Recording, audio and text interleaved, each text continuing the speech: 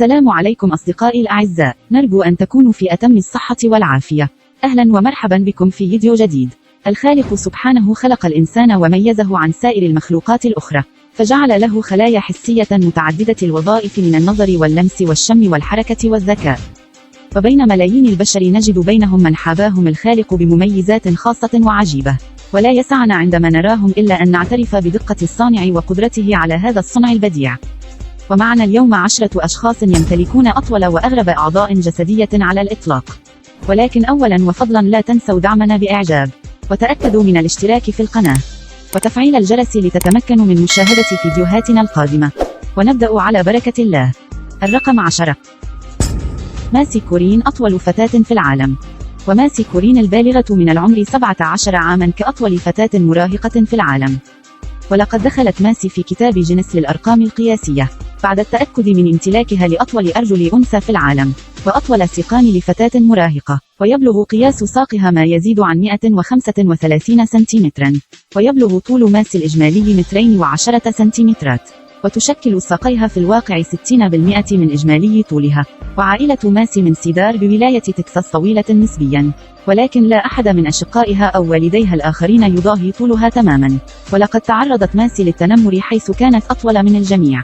وتقول ماسي: آمل أن ترى النساء طوال القامة أن الطول هدية مميزة، ولا يجب أن تخجلن إطلاقا من أنكن طويلات. على الرغم من أن ماسي تعاني من الدخول في بعض المداخل أو ركوب السيارات أو ارتداء الملابس المناسبة تماما، إلا أن ساقيها الطويلة تمنحها أيضا الكثير من المزايا، وخاصة عندما يتعلق الأمر باللعب في فريق الكرة الطائرة في مدرستها. وتحظى ماسي الآن بشعبية كبيرة، وتأمل في المستقبل أن تصبح أطول عارضة أزياء احترافية في العالم. الرقم 9. الرجل المرن غاري تورنر صاحب البشرة المشدودة. ويتمتع غاري تورنر بشعبية باعتباره الرجل المرن، فهو الشخص الأكثر مرونة جلدية ويمكنه شد جلده دون أي ألم. وسجل تورنر رقما قياسيا في موسوعة جينيس لأفضل بشرة في العالم، ولا يزال يحمل هذا اللقب حتى الآن. وتمكن من شد جلد بطنه حتى يصل طوله إلى ما يزيد عن 15 سنتيمترا. وعندما ولد تورنر أخبرت أسرته أنه يعاني من ارتخاء في الجلد. وعلم تورنر بجلده المرن منذ سن مبكرة في سن 13. واكتشف الأطباء أن بشرته المتمددة ناتجة عن حالة نادرة جدا من متلازمة إيلرز-دانلوس، وهو اضطراب وراثي في الأنسجة الرابطة التي تؤثر على الأربطة والجلد والأعضاء الداخلية. وفي هذه الحالة يصبح الكولاجين الذي يقوي ويحدد مرونة الجلد معيبا، مما يؤدي إلى ارتخاء الجلد ومشاكل أخرى منها فرط حركة المفاصل. ويكون تمدد الجلد في البطن والعنق والذراعين، ولا يؤلمه التمدد على الإطلاق. ومع ذلك هناك جوانب أخرى من المتلازمة مؤلمة للغاية وخاصة المفاصل. الرقم 8. هارنين كور أنثى بلحية كاملة. وولدت كور في سلاو بالمملكة المتحدة، وفي سن 12 تم تشخيص كور بمتلازمة تكيس المبايض. ومن أحد أعراض متلازمة تكيس المبايض هو القدرة على نمو شعر الوجه والجسم المفرط. وتسببت حالة كور في نمو لحية كاملة لها، بينما حاولت كور في البداية إزالة شعر وجهها بسبب التنمر المستمر من الآخرين، ثم قررت أخيرا أن تبقي على لحيتها ضد توقعات المجتمع لما يجب أن تبدو عليه المرأة. وتقول: اليوم أنا سعيدة بأن أعيش كامرأة شابة جميلة ملتحية. وفي مارس عام 2016 أصبحت كور أول امرأة ذات لحية. واشتركت كور في أسبوع الموضة في لندن، واستمرت في الظهور في مجالات الموضة في كل من المجلات الإلكترونية والمطبوعة. وأدرجت كور في موسوعة جينيس للأرقام القياسية باعتبارها أصغر امرأة في العالم لها لحية كاملة يبلغ طولها 15 سنتيمترا. الرقم 7. ديفندرا سوثار الرجل المتعدد الأصابع. وديفندرا سوثار الذي لديه 28 إصبعا، فلديه 14 إصبعا في اليدين و14 إصبعا في القدمين. ويعيش ديفندرا سوثار في ولاية بوغارت في غرب الهند، ويعمل نجارا، ويقول إنه يجب أن يكون حريصا على عدم قطع أطرافه المتعددة. وديفندرا هو الوحيد في عائلته الذي ولد بأصابع زائدة. وحالة ديفندرا شائعة نسبيا، ولكن من النادر أن يحتوي على 28 إصبعا. وحصل ديفندرا على لقب جينيس لأكثر شخص يمتلك أكثر عددا من الأصابع. ويواجه ديفندرا الكثير من الصعوبات في حياته الروتينية بسبب أصابعه الزائدة، ودائما ما يكون شديد الحذر أثناء تقطيع القطع الخشبية بسبب أطرافه الزائدة. ولم يجد ديفندرا أبدا حذاء بحجم قدمه، ونتيجة لذلك تتعرض أصابعه الزائدة للخدوش دائما أثناء الحركة. وعلى الرغم من أن شهادة التقدير ولقب الرقم القياسي العالمي لم تساعده ماليا، إلا أنه لا يزال متفائلا للغاية في الحياة. الرقم 6. أطول رجل في العالم. أطول رجل على قيد الحياة هو سلطان كوسان من تركيا، والذي يبلغ طوله 251 سنتيمترا، وأصبح سلطان لأول مرة أطول رجل في العالم في عام 2009. ويحمل سلطان أيضا الرقم القياسي لأكبر يد لشخص على قيد الحياة، حيث يبلغ قياس كل واحدة 28 سنتيمترا من الرسغ إلى طرف الإصبع الأوسط. وطول سلطان الهائل ناتج عن حالة تعرف باسم عملقة الغدة النخامية، والتي تنتج عن فرط إفراز هرمون النمو. وسلطان واحد من 5 أشقاء، فله 3 أشقاء وأخت واحدة، وبقية أفراد عائلته بما في ذلك والدته وأبيه جميعهم عاديون.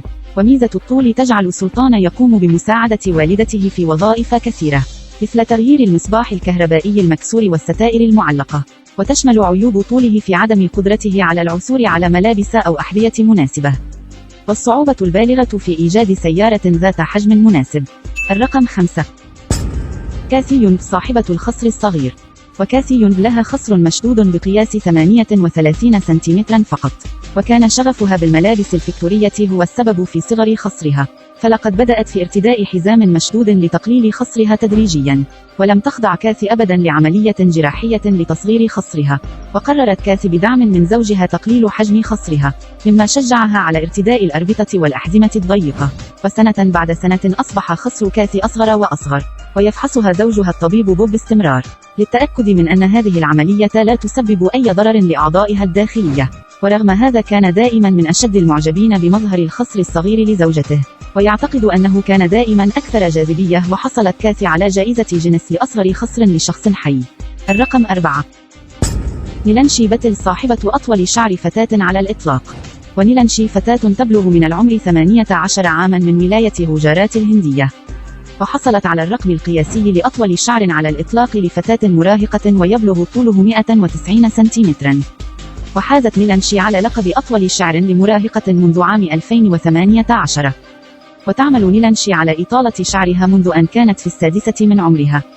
وقالت: لقد قصصت شعري قصة شعر سيئة للغاية، ولذا قررت بعد ذلك أنها لن تقص شعرها أبدا، ولم تقصه منذ ذلك الحين. ولطالما دعمت والدة نيلانشي قرارها بتنمية شعرها، وتساعدها في تجفيفه وتمشيطه باستمرار. الرقم 3.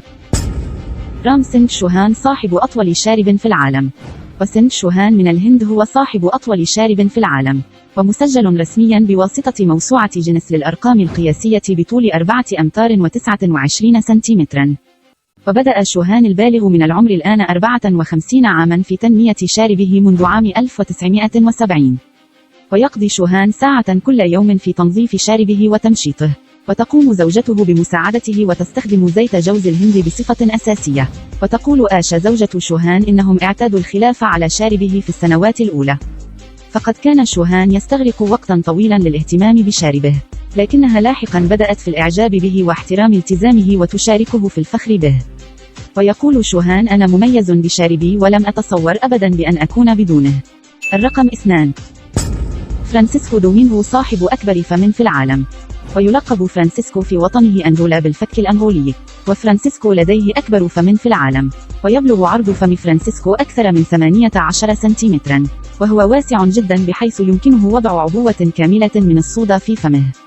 وفرانسيسكو يعاني من اضطراب في الأنسجة الضامة، مما يمنحه القدرة على الحصول على مثل هذا الحجم الفموي.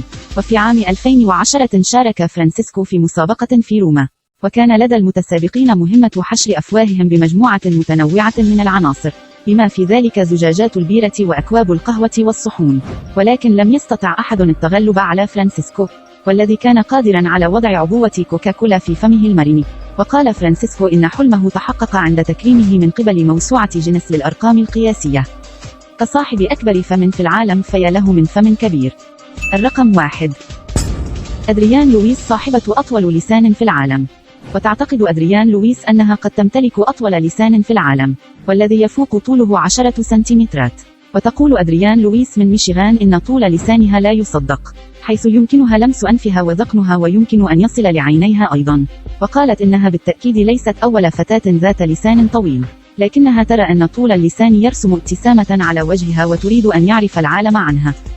وتجرى مناقشات مع موسوعة جينيس للأرقام القياسية حول طول لسان أدريان، لمعرفة ما إذا فاقت حامل الرقم القياسي الحالي نيكس ويبرل، والذي يصل طول لسانه إلى 9.9 سنتيمترا. وأوضحت أدريان أن عائلتها بدأت تلاحظ طول لسانها في سن 10 من عمرها، حيث كانت الفتاة تلهو مع أقرانها وتخيفهم بلسانها. ويمكن أن يكون طول لسان أدريان وراثيا، فوالداها وأجدادها يملكون أيضا ألسنة طويلة. شكرا لكم أعزائي على المشاهدة. تحية طيبة لكم جميعا، ونلتقي بكم في الفيديو القادم على خير بإذن الله. في أمان الله ورعايته.